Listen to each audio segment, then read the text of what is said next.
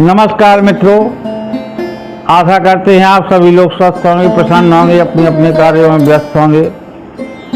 मित्रों, आज है जन्माष्टमी। आप सभी लोगों को हृदय से बधाइयाँ। ईश्वर आपके जीवन में सभी प्रकार की कुशलताएं बनाए रहे।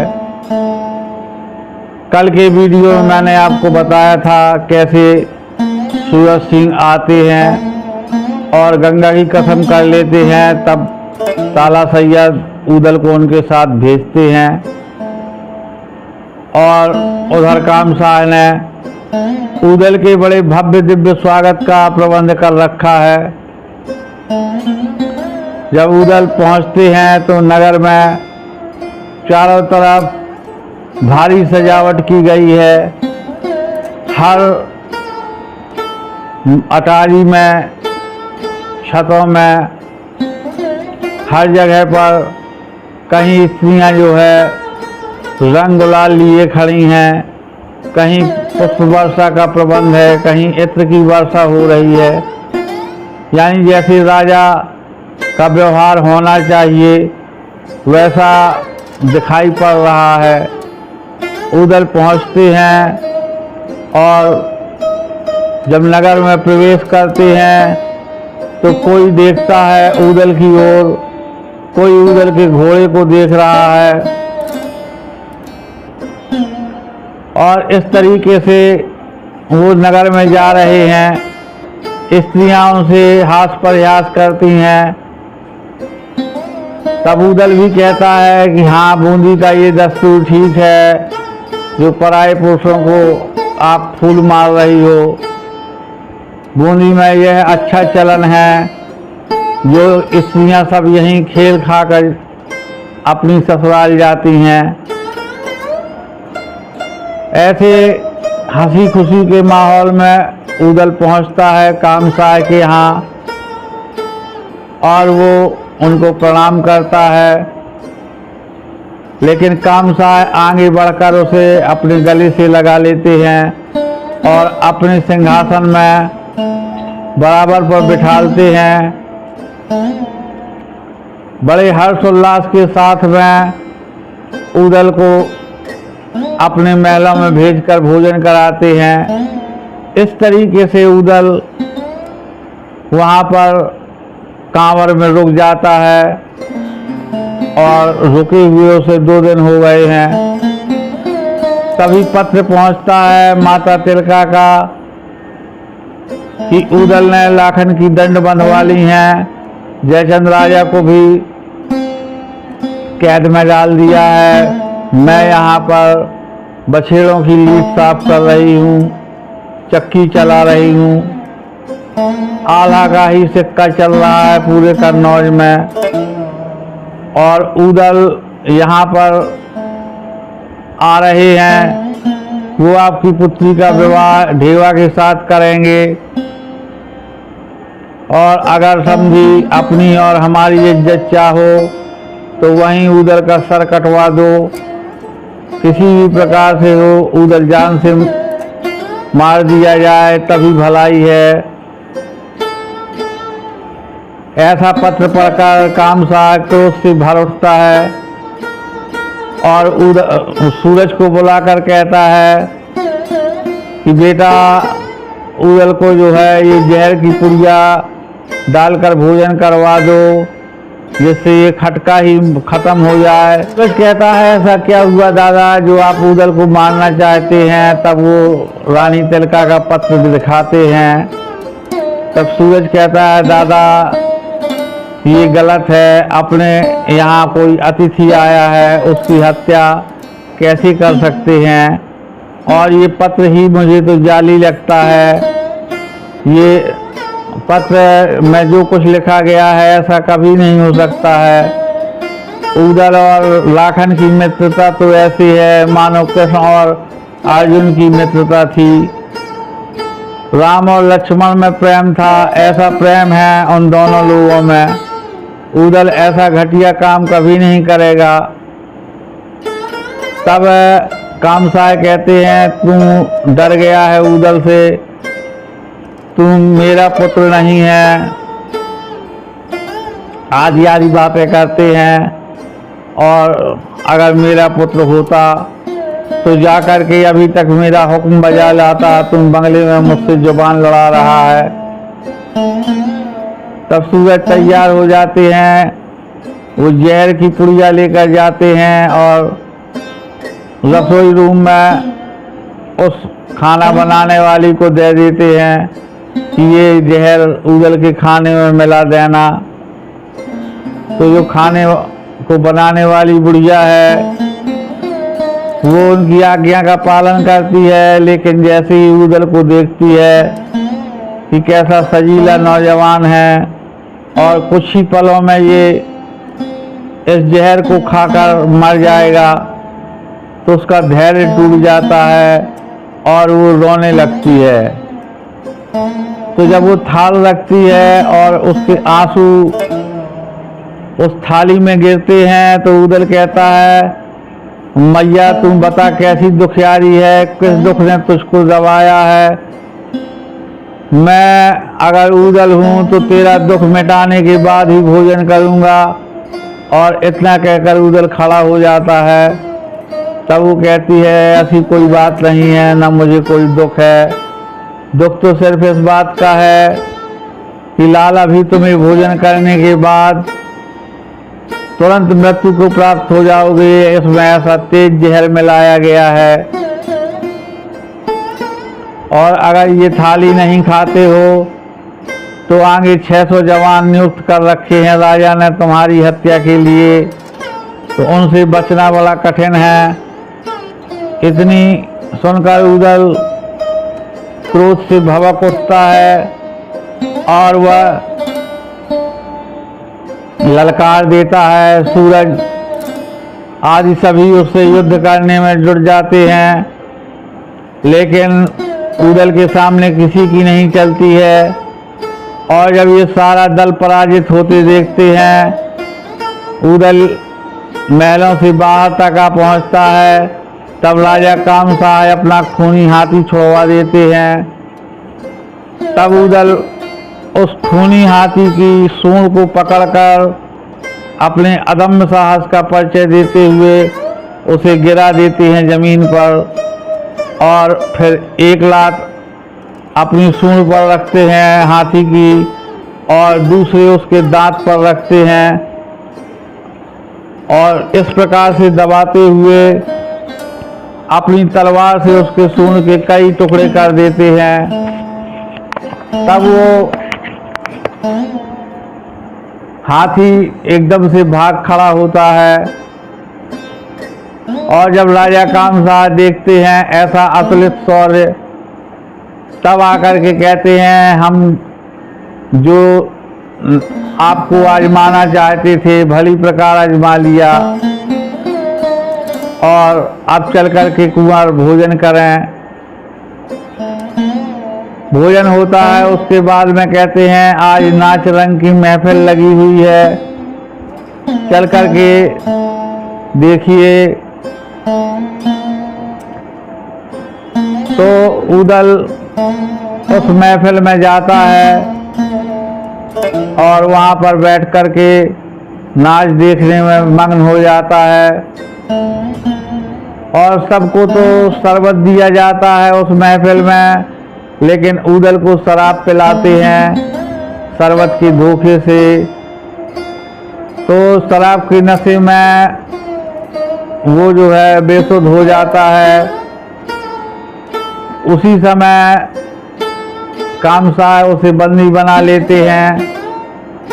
इस प्रकार से उदल जब बंधन में आ जाता है तो उसके हाथों में हथकड़ियाँ, गर्दन में तोक और पैरों में बेड़ियां डलवा देते हैं, 20 नाखूनों में कीलें ठुकवा देते हैं।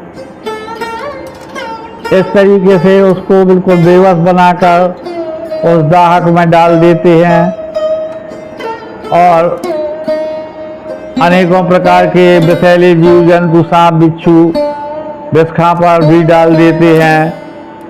लेकिन जिसका ऊपर वाला सहायक होता है उसका कोई बाल नहीं वाका कर सकता।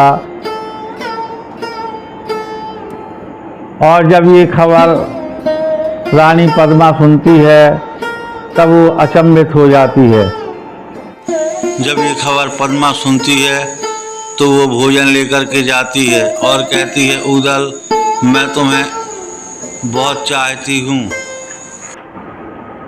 कि नहीं, मैं वास्तव में तुमको अपना दिल दे चुकी हूँ और तुमने मेरे पीछे बहुत कष्ट सहे हैं और मैं जो है इस भक्ति का गेट खोले देती हूँ, तुम यहाँ से निकल कर चले जाओ। नहीं तो किसी दिन जब मैं कन्नौज पहुँचूंगी तब फुलवा मेरी हंसी करेगी कि तुम्हारे कारण मेरा पति उस दाहक में पड़ा रहा और मेरा मन तो बार बार तुम पर बलिहार है। चाहो तो मैं अभी तुम्हारे साथ चलूं और तुम महोबा में मैं पैर पुजवा दो और मैं तुम्हारी पत्नी बनकर रहूंगी, तुम्हारी फुलवा बड़ी रानी बनी रहेगी, मैं उसकी दासी बनकर बनी रहूंगी। तब ऊदल कहता है कि तुम मेरी नज़रों के सामने से हट जाओ, तुम्हें ऐसी बातें करते हुए लज्जा नहीं आती है। तुम्हारी सास की करुणा है जो आज ये हो रहा है और तुम ऐसी ओछी बातें कर रही हो और तुम मेरे मालिक की पत्नी हो, मेरे लिए तुम माता के समान ही हो। और जब ऐसी बातें सुनती है तो वो कहती है, ऊदल, धन्य है तुमको, मैं तुम्हारी परीक्षा ले रही थी, तुम हर हाल में अपनी प्रतिज्ञा के सच्चे हो, देवर तुम्हारी तलवार सदैव फले और जाओ, निकल के चले जाओ। तब ऊदल कहता है, नहीं, मैं नहीं जाऊंगा, अगर आपको मेरे ऊपर इतनी कृपा है, आपका इतना प्रेम है तो आप मेरे रेजगिर में केवल खबर भेज दीजिए और मैं अपने भैया के निकाले से निकलूंगा। तो ऐसी बात जब सुनती है पद्मा तो बहुत मन में शर्मा जाती है और वापस आ जाती है, पत्र लिखती है और एक हीरामन तोते के द्वारा उस पत्र को भेज देती है रेजगिर के लिए। और वहाँ पर रेजगिर में फुलवा रानी को स्वप्न आता है कि मैं बहुत प्यासा हूँ, प्यारी मुझे पानी पिला दे। मछला को स्वप्न आता है कि भाभी मुझे बहुत भूख लगी है।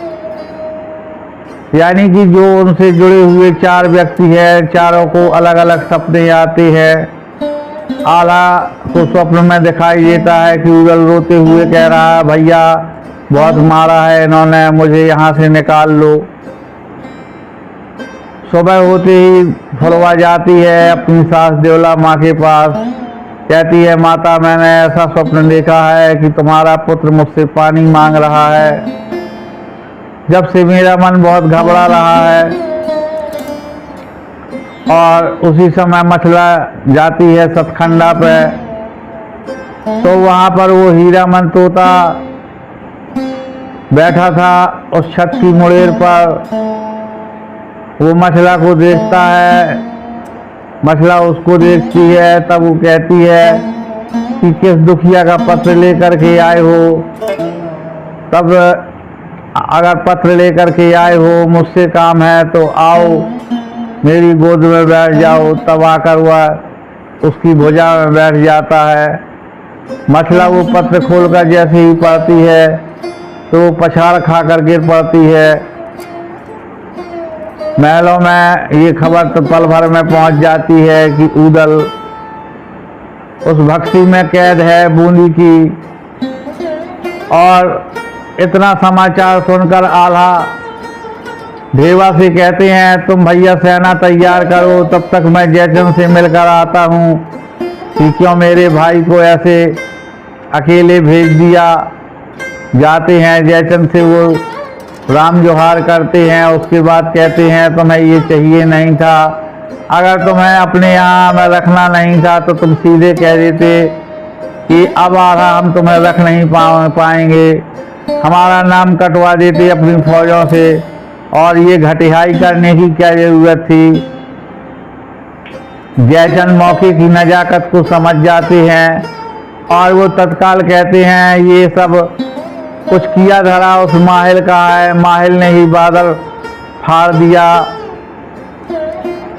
मेरी पत्नी तिलका उसके कहने सुनने में आ गई, ये सारी करतूत उन्हीं लोगों की है और मेरी पूरी फौज तुम्हारे सामने प्रस्तुत है बेटा, और लाखन भी तुम्हारे साथ जाएगा। ऐसा कह करके आला को शांत कराते हैं। उसके पश्चात सारी सेनाएं तैयार होती हैं बूंदीगढ़ के लिए। बूंदीगढ़ में जाते हैं और उधर पहले से ताला सैयद की फौज पड़ी हुई है। ताला देखते हैं कि ये कौन सा राजा चढ़ाया है, तो वो आगे बढ़ के उनकी टोह लेते हैं तो देखते हैं कि ये तो कन्नौज की सेना है। तब वो आगे जाकर मिलते हैं, कहते हैं लाखन ने क्यों चढ़ाई कर दी। तब आला बताते हैं कि कैद है यहाँ पर। तब सारा हाल सैयद भी बताते हैं कि हाँ मेरे साथ में ही आया था। तब उसके बाद उनका आपस में विचार बनता है कि क्यों ना पहले हम यहाँ से उदल को ही निकाल लें, क्योंकि आक्रमण में अपनी स्थिति खराब देखकर बूंदी के लोग उदल के साथ में भी कुछ गलत कर सकते हैं, उदल को ही मार सकते हैं। ऐसा सोचकर ये लोग नट बन जाते हैं और नटों के जो खेल तमाशे करतब होते हैं वो दिखाते हुए चले जाते हैं गढ़बूंदी में, और धीरे धीरे ये भेद लगाते हुए उस ऊभे तक पहुंच जाते हैं जहां पर उदल कैद है और बांस के सहारे से ढेवा करतब दिखा रहा है। और एक समय ऐसा आता है जब वो उसी भक्सी में कूद जाता है और वहाँ से उदल को साथ लेकर निकलता है। तो जो बूंदी की जनता है वो बड़े कौतूहल में आ जाती है कि अरे ये नट ने कैसा करतब कर दिया, ये तो जो है एक गया था दो आ गए। और उदल जैसे ही बाहर आता है तो वो कामसार से कहता है कि अब सावधान हो जाओ, सब कोई अपना बदला लेता है तो मैं भी बदला लूंगा। और उदल की ललकार को सुनकर ये सारा दल जब तक संभलता है तब तक ये लोग अपनी अपनी तलवारें निकाल लेते हैं। ताला सैयद जो ढोल बजा रहे थे वो ढोल फोड़ कर फेंक देते हैं, और आला जिस बांस के सहारे करतब दिखा रहे थे वही बांस से उनकी मार प्रारंभ हो जाती है। और इतनी भयानक मार होती है कि बूंदी की योद्धाओं में भगदड़ पड़ जाती है, और इस तरह से ये मार काट करते हुए किले के बाहर आ जाते हैं और अपने लश्कर में पहुंच जाते हैं। तब राजा कामसाय अपने भाई लाल साय को बुलाते हैं, जो बसुरीगढ़ का राजा है, और उससे कहते हैं भैया ये कन्नौज की 12 लाख सेना लेकर के चढ़े हैं, बहुत बड़ा दल है, क्या उपाय करूं। तब वो कहता है तुम निधड़क बैठो अपने महलों में और मेरी तलवार देख लो। अपने दोनों बेटों के साथ में वो युद्ध भूमि में आते हैं।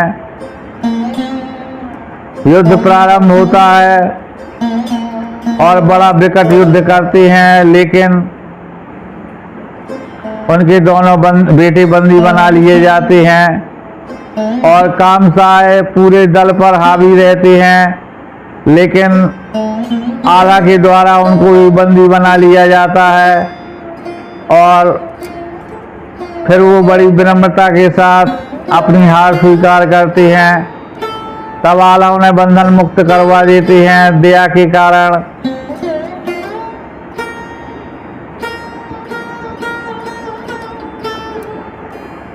और वो जा कर के कहते हैं कि भाई मेरे बस का हाल नहीं है, आगे मेरे भरोसे मत रहना, क्योंकि ये बहुत वीर हैं, इनके बल का कोई सुमाल नहीं है। तो मित्रों, यहाँ के आगे का वृत्तांत मैं आपको कल बताता हूँ अगले वीडियो में, क्योंकि एक साथ बताने पर वृत्तांत बहुत बड़ा हो जाएगा। आप ये समझ के चले मैं आपको बिल्कुल मूल कहानी बता रहा हूँ। इसके अलावा उसमें जो आल छंद की विशेषता होती है, उन सब चीज़ों को बिल्कुल दरकिनार करते हुए ही चल रहा हूँ। और आप लोग सहयोग बनाए रहें। आप सभी लोगों को बहुत बहुत धन्यवाद। नमस्कार।